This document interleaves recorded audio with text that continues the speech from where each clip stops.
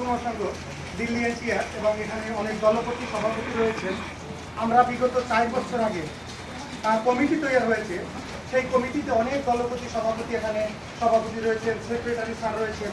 আমরা ঠাকুর মশার কাছে জানতে চাই এই 4 বছরে যে মহৎ কাজ, যে অল ইন্ডিয়া মথুমা সংঘ দিল্লি এনসিআর কমিটির কী দায়িত্ব আর কি কাজ করেছে তারা মহৎ কাজ, সেই জিনিসটা করোনার টাইমে বা কৃষ্ণপুত্রের আগে যখন আমাদের হরিচাঁদ গুরুচাঁদকে অপশব্দ বলা হয় এবং যখন মমতা ব্যানার্জি পশ্চিমবঙ্গের মুখ্যমন্ত্রী সে যখন আমাদের হরিচাঁদ গুরুচাঁদকে অপশব্দ বলা হয়, বারাসাতে আমাদের মথুয়া ভাইদের উপর যখন হামলা হয়, তখন দিল্লির বুকে অল ইন্ডিয়া মথুয়া সংঘ কি কাজ করেছে, তারা কি ভূমিকা পালন করেছে, করোনার টাইমে অনেক মথুয়া ভক্তরা না খেয়েছিল, তাদের কাছে কি সেই পর্যন্ত পৌঁছেছে। এবং আমরা চাই সুন্দর একটা নতুন কমিটি করে যারা হরিভক্ত রয়েছে এখানে, যারা যোগ্য ব্যক্তি, তাদের সেখানে সুন্দরভাবে বসানো হোক।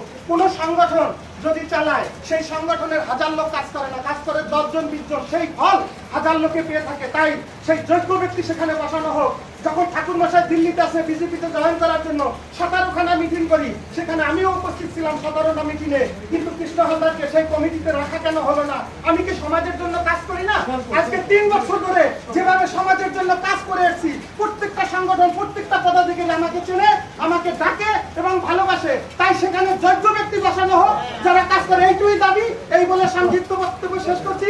তাকুর কাকা মহৎ কাজ করেছে এবং তাকুর কাকাকে, সদল গোসাইকে, সকল হরিভক্তকে এখানে যারা আছেন, আমি যদি ভুল বলে থাকি আপনাদের চরণ ছুঁয়ে ক্ষমা চেয়ে নিচ্ছি। আমাকে ক্ষমার দৃষ্টিতে থাকবেন। আমি কৃষ্ণ হালদার, নিউ দিল্লি, আপনাদের সেবক, আপনাদের চকিদার।